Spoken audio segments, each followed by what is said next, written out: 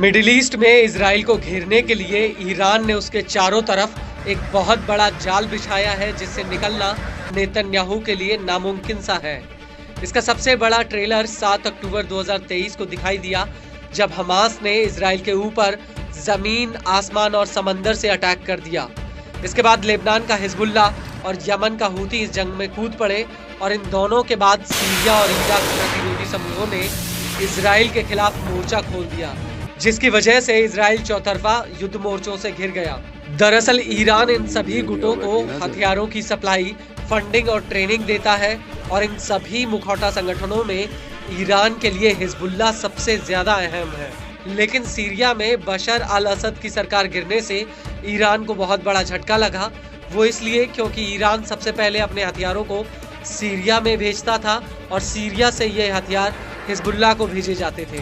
लेकिन असद की सरकार जाने के बाद हिजबुल्ला की सप्लाई लाइन पूरी तरह से ठप हो चुकी है और ईरान के लिए हिजबुल्ला का कमजोर होना मानो खुद ईरान का कमजोर होने के बराबर है।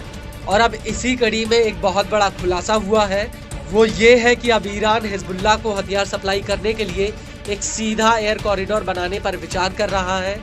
इसके बनने से हिजबुल्ला को फिर से हथियारों की सप्लाई शुरू हो जाएगी। इस कॉरिडोर को बनाने को लेकर तेहरान में हिजबुल्ला के साथ बातचीत भी चल रही है, जिसकी वजह से पश्चिमी देशों की चिंता बढ़ गई है। पश्चिमी देशों को आशंका है कि सीरिया से अपनी सप्लाई लाइन खोने के बाद ईरान एयर कॉरिडोर के जरिए हिजबुल्ला को हथियार भेजने की कोशिश कर सकता है। इसके लिए ईरान लेबनान के बेरूत एयरपोर्ट पर एक लॉजिस्टिक हब बनाने पर विचार कर रहा है, जिससे ईरान से हथियारों को सीधे लेबनान में उतारा जा सके।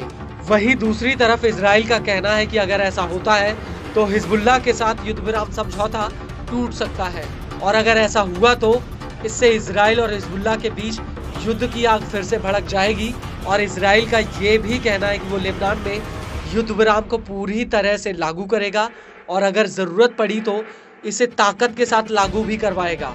इजरायली मीडिया का कहना है कि इजराइल पहले ही ईरान से लेबनान जा रहे एक कार्गो विमान को इंटरसेप्ट कर चुका है और इजराइल का मानना है कि ईरान ने इस विमान में हिजबुल्ला को हथियार भेजे थे।